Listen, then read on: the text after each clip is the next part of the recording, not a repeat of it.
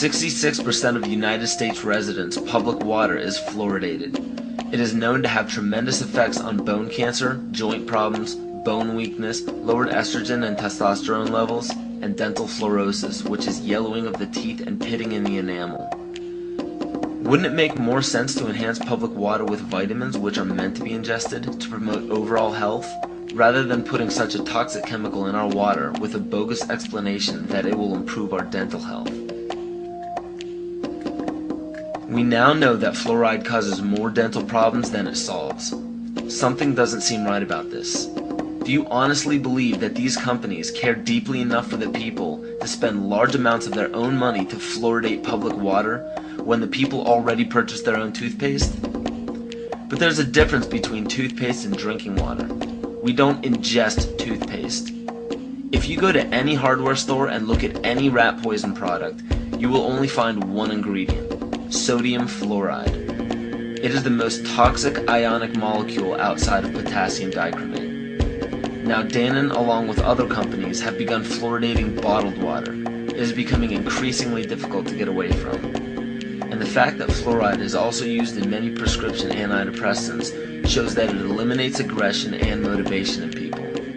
Fluoride, to my knowledge as a physician, has absolutely no biological benefit whatsoever. But one of the significant things is that the Russians carried out all sorts of experiments on the people living in the Gulag. One of them, of course, was to fluoridate the water. Why? You fluoridate the water, why people are not as aggressive as they ordinarily would be. In fact, what is the active ingredient in Prozac that is so widely distributed in America today? Why, it's a fluoride compound. And now, we are finding that public water nationwide is showing up with arsenic, lead, cadmium, and thermonium, which is a radioactive form of lead. Cancer, lowered sex drive, birth defects, sedation, and brain defects. Does this not sound like a wonder drug for anyone aiming to control a population? It's quite astonishing, Paul, the degree to which environmentalists have not been educated about fluoride. You know, people have an unconscious trust in their doctor or their dentist, and if you can persuade doctors and dentists that fluoride is safe and good, then you're able to reach the rest of the nation. People believe their doctors and dentists, and that was a way of promoting fluoride for Bernays. Fluoride was killing their cattle, destroying their crops.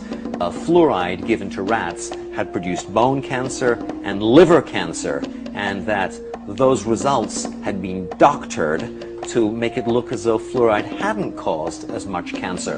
The pattern that we saw, it typically is what we see with other neurotoxic agents that are well known to cause a hypoactivity or a memory problem or an IQ problem. When I first presented the results of these studies, one of the individuals sitting and listening to the results, he says, "Do you have any idea what you're saying?" And he says, "You're telling us that we're reducing the IQ of children." And basically I said, yes.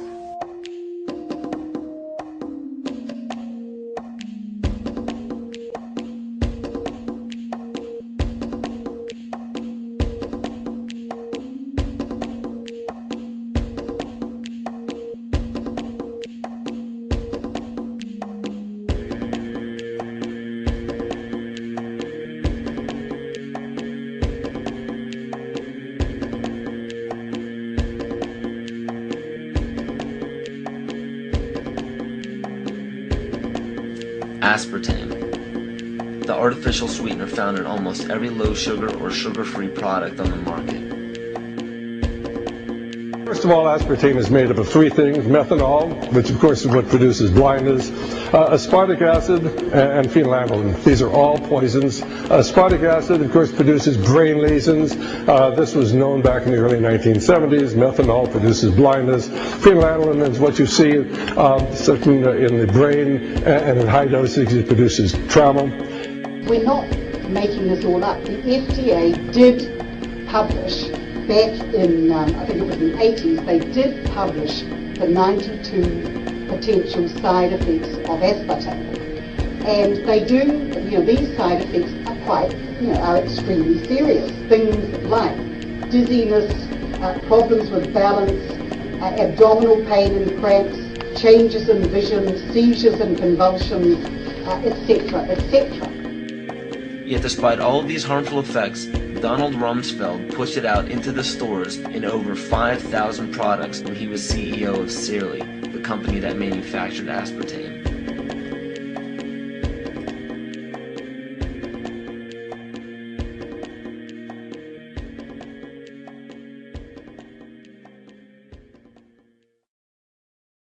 The sustainable goal is the elimination of the middle class.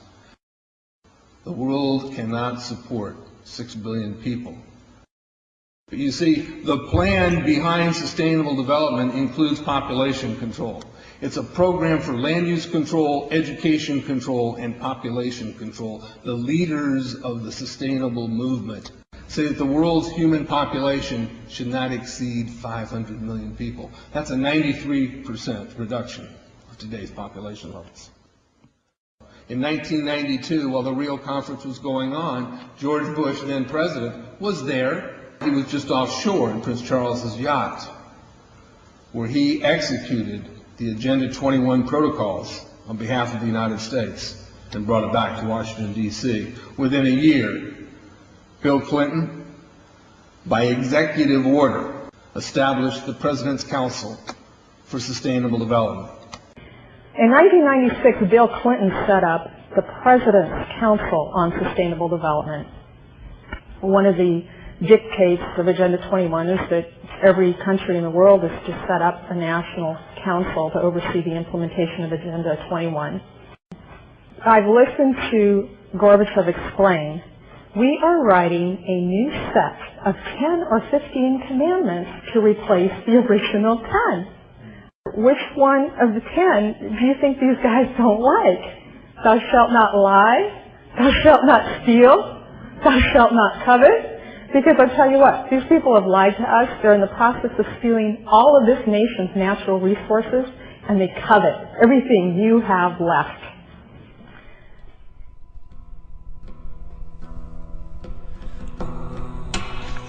To explain the map, the red are areas that are to be off limits to human beings.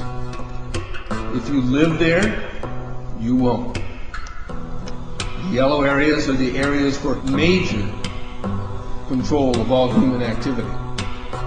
If you live there, you won't.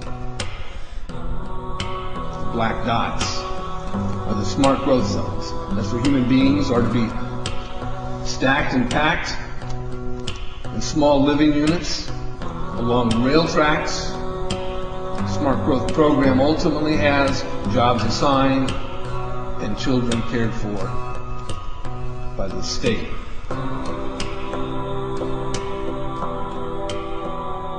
And in conjunction with Codex Alimentarius, food will be limited and water consumption will be decreased to 10 gallons per day per person. That is over a 90% reduction in people's average daily water consumption. And along with shortages of food and water, the food we will be provided with will be genetically manipulated and nutrient deficient. Genetic manipulation of food causes complications in metabolizing and utilizing food for energy. In June of 2003, scientists reported that the gene sequence of the inserted genes into crops had actually changed their order. They had re-scrambled. So the genetic inserts are not stable. Another laboratory confirmed this and found that it had changed in the same varieties in different ways that they had tested. So not only is it unstable and changing, it's not even uniform in the way it's changing. This is incredibly dangerous. Nutrient deficiencies due to Codex's planned vitamin and mineral ban will cause billions of preventable diseases. Both of these will ultimately lead to billions of deaths.